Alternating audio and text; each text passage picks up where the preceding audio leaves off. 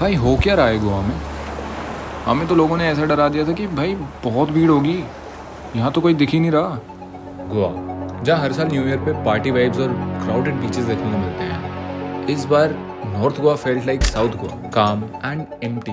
क्या गोवा अपने चार्म को लूज कर रहा है? आइए समझते हैं इस टूरिज्म के डिक्लाइन का असली रीजन। नॉर्थ गोवा, जो हमेशा अपने बजिंग बीचेस के लिए जाना जाता है, इस बार एकदम शांत था। बीचेस जहाँ कदम रखने की भी जगह नहीं मिलती थी, वहाँ हमने ऐसे फोटोज क्लिक करवाई है जैसे कि हमारा खुद का प्राइवेट बीच हो। ये चीजें काफी कंसर्निंग लग रही थी मेरे को, क्योंकि जिस तरह से गोवा को हाइप किया जाता है क्रिसमस और न्यू ईयर के अराउंड, एंड मैं इसको ओवर हाइप भी नहीं कहूंगा, न्यू ईयर और क्रिसमस के अराउंड कितनी ज्यादा भीड़ और क्राउडेड और प्राइसेस हाइक अप होते हैं, इसके स्ट्रेट अप एविडेंसेस है, तो इसमें कोई ओवर हाइप वाली चीज भी नहीं है। पर हमने जो एक्सपीरियंस किया वहां जाके, that was truly the opposite of that. और ये सिर्फ बीचेस तक ही लिमिटेड नहीं था, रोड्स खाली थी और कुछ रेस्टोरेंट्स में तो लोग भी थे ही नहीं यार।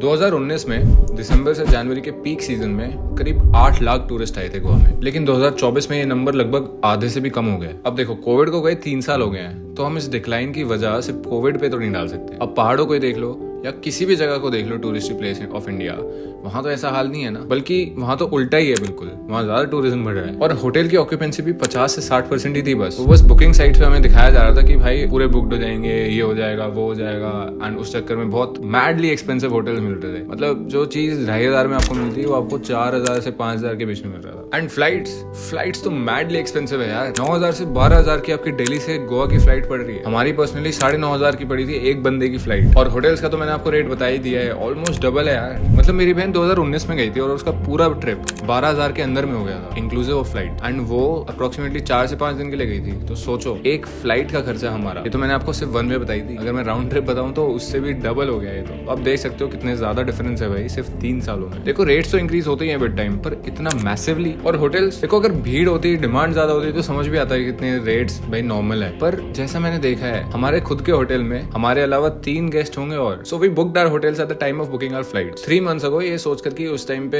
एक्सपेंसिव हो जाएगा, शायद होटल मिले भी ना हमें, और अगर मिले भी तो सुपर एक्सपेंसिव मिले। इवन फ्लाइट्स का भी इस केस था। और जिस रेट पर हमने होटल को बुक करा था वो भी काफी ज्यादा था, considering the amount of tourists that were there. So 4000 rupees per room per day, that was the minimum cost of having a good room there. देखो, क्योंकि टैक्सी का अलग ही वहां पर एक माफिया चलता है, तो उस वजह से चीपर ऑप्शन था एक स्कूटी लेने का। तो हमने एक स्कूटी रेंट करी फर्स्ट डे पे जो हमें स्कूटी मिली, दैट वाज फाइन। उसमें बेसिकली क्या होता है, नंबर प्लेट जो होती है ब्लैक एंड येलो होनी चाहिए for a rental vehicle basically, and हमें फर्स्ट डे पे वही मिली। सेकंड डे पे हमें नीड थी 3 और स्कूटीज की, तो हमने 3 और स्कूटी मंगवाई। वो 3 स्कूटी पे व्हाइट नंबर प्लेट थी, जो कि एक पर्सनल व्हीकल के लिए दी जाती है। अब हमें एज टूरिस्ट नहीं पता था, एंड इवन हिमाचल पे भी आप लोगे तो वहां पर ऐसा केस नहीं है। दूसरे दिन हमें अग्वाड़ा फोर्ट जाते हुए पुलिस ने पकड़ लिया, और पुलिस ने हमें ये बताया कि ये स्कूटीज अलाउड नहीं है। तो ऑब्वियसली सब कुछ हमें बताया उन्होंने, एंड उनको भी पता था कि ये स्कैम चल रहा है यहाँ गोवा में। उस चक्कर में अच्छी बात है कि पुलिस को एटलीस्ट पता था, अगर नहीं पता होता तो हमसे लिए जाते वो चालान के पैसे। अब ऐसी चीजें चल रही होगी नॉर्मल टूरिस्ट के साथ, तो कैसे ट्रस्ट बिल्ड होगा यार वहाँ पर। और फिर लास्ट डे में हमारा प्लान था वाटर स्पोर्ट्स का, और उसका तो आप एक्सपीरियंस भूल ही जाओ। मतलब इतना बुरा था ना सच में। पहली बात तो हुए ही नहीं, और दूसरी बात है जिससे भी हमने वाटर स्पोर्ट्स की बुकिंग करवाई थी, that was a online booking platform, और ऐसे मतलब लोकली भी आप करवाते हो तो there are many agent involved in this, तो उसमें मिडल मैन वाला सीन बहुत ज्यादा हो जाता है। तो ऐसा था कि एक एजेंट से हमारी फोन पे बात हुई थी, सब बुकिंग हो गई थी, इतने इतने पैसे में ये पूरा पैकेज है आपका, पिक एंड ड्रॉप उसमें फ्री था। सो हमने बुकिंग करवाई, 8700 की पड़ी थी हमारी for 7 people, which was quite good, हमारे लिए काफी ज्यादा रीजनेबल लगा हमें, तो हमने एक्सेप्ट कर लिया। तो उस एजेंट से हमारी कुछ कंडीशंस थी कि हमें 3 बजे तक कैसे भी करके वापस अपने जहाँ से हमने स्टार्ट किया आना है, एंड मैक्स टू मैक्स 4 बजे तक अपने होटल आना है, बिकॉज हमारी 7 बजे की ट्रेन थी बैक टू मुंबई। हमें किसी फंक्शन अटेंड करने जाना था। हम वहाँ पर पहुंचे, और वहाँ पहुंचने के बाद तकरीबन 11 साढ़े 11 हो गए थे। पेमेंट कंप्लीट करी सबसे पहले, वहाँ पर बोट में बैठे। अभी तक हमें ये नहीं पता था कि बोट 3 बजे तक नहीं आ पाएगी, इवन मैक्स टू मैक्स 5 बजे तक भी नहीं आ पाएगी, 6 से भी ज्यादा देर लग जाती। बैठने के बाद पूछने के बाद हमें ये बताया जाता है कि बोट तो भाई 6 बजे से पहले आएगी भी नहीं, और आएगी भी तो हमें ड्रॉप करेगी साउथ गोवा में, नॉट इवन आवर होटल। अगर होटल आने तो और लेट आते। तो वो तो शुक्र है कि हमने पूछ लिया था पहली बार। पूछने के बाद हम वापस आए, तो हमने कैंसिलेशन और रिफंड के लिए बहुत पोलाइटली उनसे बोला कि हम नहीं हो सकता क्योंकि हमारे पास टाइम नहीं है, एंड हमारी रिप्लेसमेंट उस टाइम पे आ भी चुकी थी।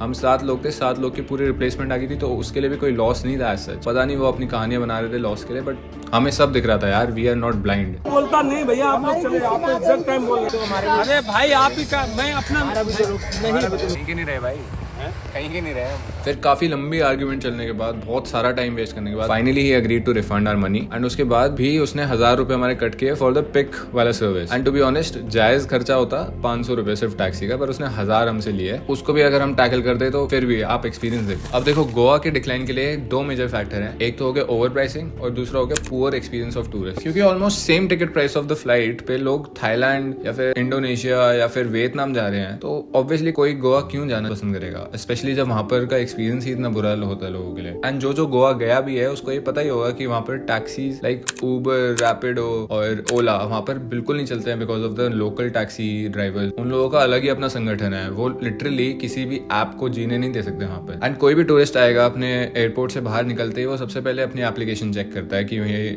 ओला, उबर, ये सारी रिलायबल साइट्स है। पर ठीक है, अगर आप लोकली भी टैक्सी ड्राइवर्स जो हैं पहुंचाना चाहते हो, आप नहीं चाहते कि वो उनको पैसे जाएं, कमीशन ना जाए, तो आप रीजनेबल चार्ज तो करो।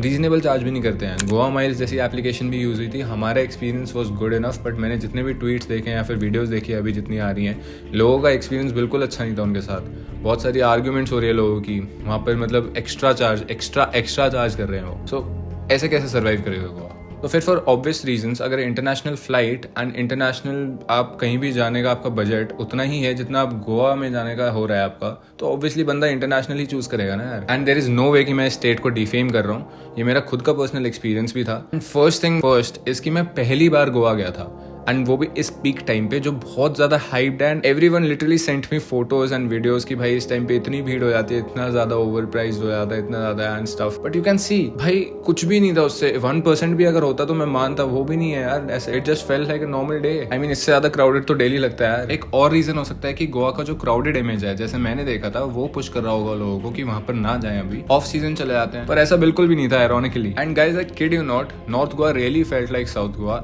As to what I have heard about, क्योंकि वहां पर I talked to a local cab driver जब मैं ट्रेन स्टेशन पे था for my train to Mumbai. He told me कि South Goa is very peaceful and वहाँ पर इतनी पार्टीज वाला कल्चर है ही नहीं बिल्कुल. But I was shocked क्योंकि North Goa felt like the same to me. मतलब वहाँ पर मेरे को, मेरे भाई और बहन को लिटरली ढूंढना पड़ रहा था कि पार्टीज हो कहाँ पर रही हैं। ऐसा क्या है गोवा में जो इतना हाइप करके हमें बताया गया था कि यार पार्टीज होती है, फन होता है, बहुत मजे आते हैं, स्ट्रीट्स फिल्ड होती है, सेलिब्रेशंस होती है, कुछ भी नहीं था। And on a serious note, Goa को अपनी सर्विसेज और इमेज पे फोकस करना बहुत जरूरी है। लोकल अथॉरिटीज को स्ट्रिक्टर रेगुलेशंस उस पर डालनी पड़ेगी और बेटर टूरिस्ट एक्सपीरियंस इंश्योर करना होगा। टूरिस्ट्स एंड मेरे व्यूअर्स के लिए एक एडवाइस है कि अपनी रिसर्च करके वहाँ पर जाना कि किस टाइम पे वहाँ पर जाना बेस्ट रहेगा, क्योंकि अभी अभी एक रिसेंट और सीरियस न्यूज आई हुई है कि कैलंगट के बीच पे एक शैक ओनर या फिर उनके जहाँ जो काम करते हैं उन्होंने एक टूरिस्ट पे अटैक कर दिया है। This is literally very scary for the tourist. देखो फ्रॉम माई पर्सनल एक्सपीरियंस, क्योंकि मेरे को भीड़ कम मिली and I love that experience to be honest, but वही है वाइब जो मेरे को बताया गया था उससे बिल्कुल ही एक होता है ना एक्सपेक्टेशंस आप रख के जाते हो, वो बिल्कुल ही ऑपोजिट थी, तो वो एक्सपेक्टेशंस डेड हो गई थी मेरी। सो आई थिंक गोवा का चार्म अभी भी खत्म हुआ नहीं है, इसको रिकवर भी क्या मैं कहूँगा, इसको रीडिस्कवर करने की जरूरत है। और अगर आप गोवा गए हुए हो या फिर अगर आप अभी रिसेंटली गोवा गए हुए हो तो आपका एक्सपीरियंस वहाँ पर कैसा रहा, स्पेशली नॉर्थ गोवा में, कॉमेंट करके मेरे को बताओ। और अगर आपको वीडियो अच्छा लगा तो लाइक कर दो और सब्सक्राइब करके बिल्कुल जाना ऐसी और वीडियोस के लिए। पर मैं पर्सनली ऐसी वीडियोस नहीं बनाना चाहता हूँ, बट ये काफ़ी इंपॉर्टेंट था to let the people know how it is, how the situation there is. So yeah आपसे मिलता हूँ मैं अगली वीडियो में।